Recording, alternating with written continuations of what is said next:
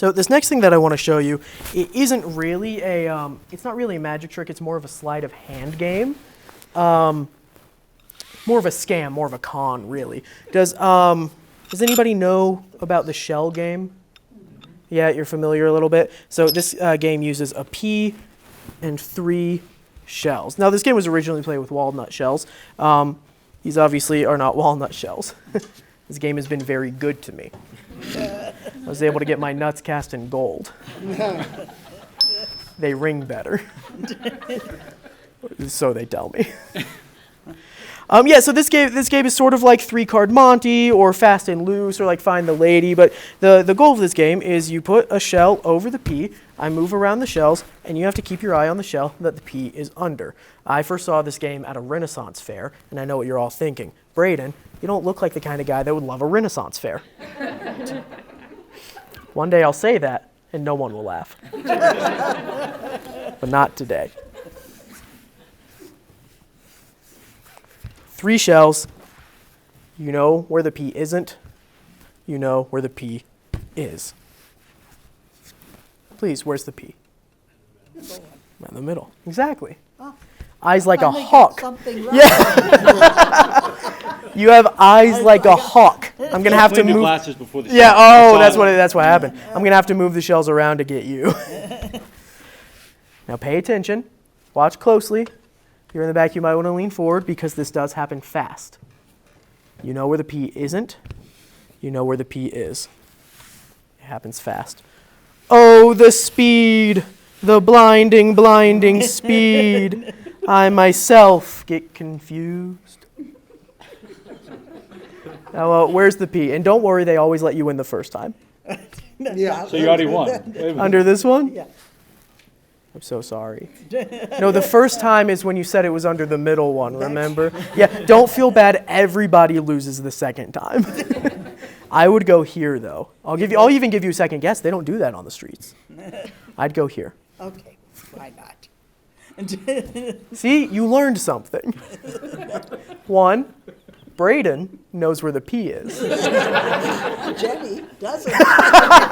Well, I was going to say, the second thing you learned is you can trust Braden. Well, momentarily. Momentarily, exactly. Yeah, no, Braden knows where the pea is, and you can trust Braden. I'll do it again. I'll do it again with these 2 pieces of advice to keep in mind. You know where the pea isn't. You know where the pea is. It'll happen quickly. Oh, the speed, the blinding, blinding speed. I myself get confused. Jenny? Oh, does it have to be me? Jenny, no, it's okay. Where's the pea? In the middle. In the middle? I'd go here. You'd go there? I'd go there. Okay, we'll go there. So you learned something new. You learned something new. You learned not that you can't trust Braden, but that you have to know when to trust Braden. No, but if you had said the middle, it's okay. It's okay. The pea's actually over here. I know, that's the one that tricks people. That's the one that fools them. And you know, I'm not being completely honest with you all because I did say you have to keep your eye on the shell that the pea is under, which what's really happening is you really should keep your eye on the pea, not the shell. Because what happens is sometimes, and I'll do this at half speed, sometimes I kick the pea over, and it like gets little legs and walks from one shell to the other. Yeah, here, I'll do it again. We'll play the game this time. Once at half speed, once at full speed. You know where the pea isn't. You know where the pea is. Oh, the speed, the blinding, blinding speed. I myself get confused.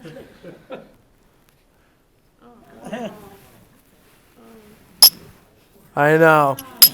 That's why I have the golden nuts.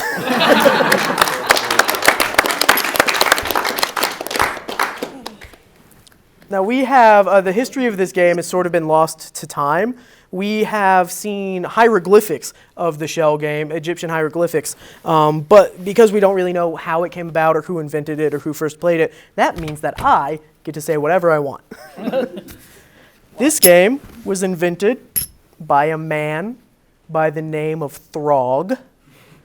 He was a Neanderthal fella, and he was playing one day with a little white river pebble, And he didn't have walnut shells, but he took a coconut shell, and, you know, the river pebble, it was his favorite toy. I get to say whatever I want. Coconuts in that region, Neanderthals. What Don't worry about region? it. Don't worry about it. That's fine. Didn't like Germany for you. No, What are you, an anthropologist? Yeah. Okay. Really? To a different Okay. story. We're in deep Mesopotamia. Sure. So Throg was playing with his river pebble. It was his favorite little toy. And one day he took a coconut shell. It migrated there By a swallow. by a swallow. African or European. We're not going to go there. He was playing with his favorite toy, the little river pebble, and he took a coconut shell and he accidentally covered it up. He got so sad. They didn't have object permanence back then. You know this. Sure. And almost by luck, it took about an hour later. An hour later, almost by luck, he lifted up that coconut shell, and there was his favorite river pebble. He immediately took the shell and the pebble back to his Neanderthal friends and showed them. They called this the one shell game. I know you laugh, but it was sort of like a 2001 Space Odyssey moment for them, you know?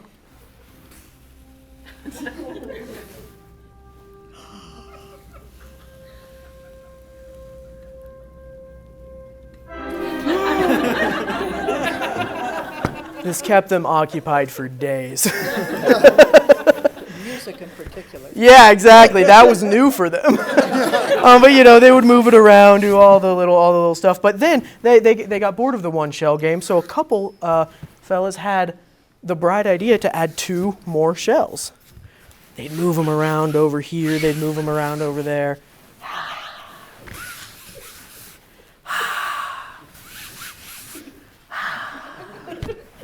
And, you know, they'd always bet on one of these 2 shells because, you know, back then, that was before logic was invented by the Greeks.